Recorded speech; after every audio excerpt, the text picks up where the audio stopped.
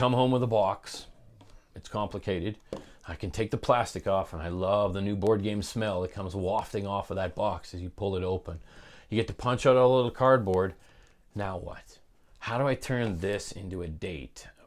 Okay. Well, it's really not as easy as it sounds. And for those of you that don't do a lot of dating, you don't understand another person's needs very quickly and easily, this can be quite daunting. So, I hope you've looked at all the things I talked about earlier in regards to what the numerical weights for this game are. Simply said, look at the numbers, 4s out of 5s, 1s out of 5s, figure out what your partner likes, and we can get to that in a second or two. And use it to pick your game. But once you have the game, the job's not over, okay? Yeah, it's like sex. There are quickies, and there are nicely prepared nights, and then there's those really special nights that happen every so often, and you put a lot of time into them, and they help the whole relationship physically keep going and keep people nicely connected to each other. Board games are the same way. So to run this one simply, you're just going to run it right out of the box, sitting down somewhere nice, and make sure that 1 or 2 extra comforts are provided for the other person and for yourself, and you're probably going to nail it with that. Then you're going to want to, every now and then, spice it up by doubling it. You're going to want to go for your sort of middle of the road sort of board game night date. And so what you're looking for that is you're going to want to probably add music and possibly a meal pairing of some sort. This game, a little on the battleshipy side with some really nice social elements.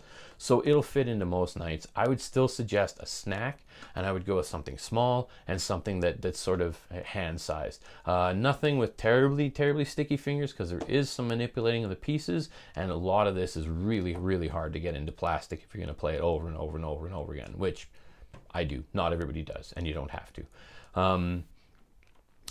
But if you take good care of your games and it turns into something that you really like, there's a wonderful feeling about opening the same box over and over again, and seeing all the bits and pieces and where you wrote your name and your partner's name inside the box. The game itself becomes a bit of an artifact of the relationship, and it can be a piece that starts to mean something. When you're not getting along, you can just present the box and say, hey, let's just go play a game. I know we're not getting along. I know we're struggling like crazy right now. This we can do well. Let's go do something we do well, and then we'll talk about some of the stuff we don't do well a little later. So please try to take care of your games. If you can't take care of your games, at least as well as you take care of your relationship, or your relationship as well you take care of your games, might be one of the reasons it's starting to get a little worn around the corners and looking like it might not make it to the end.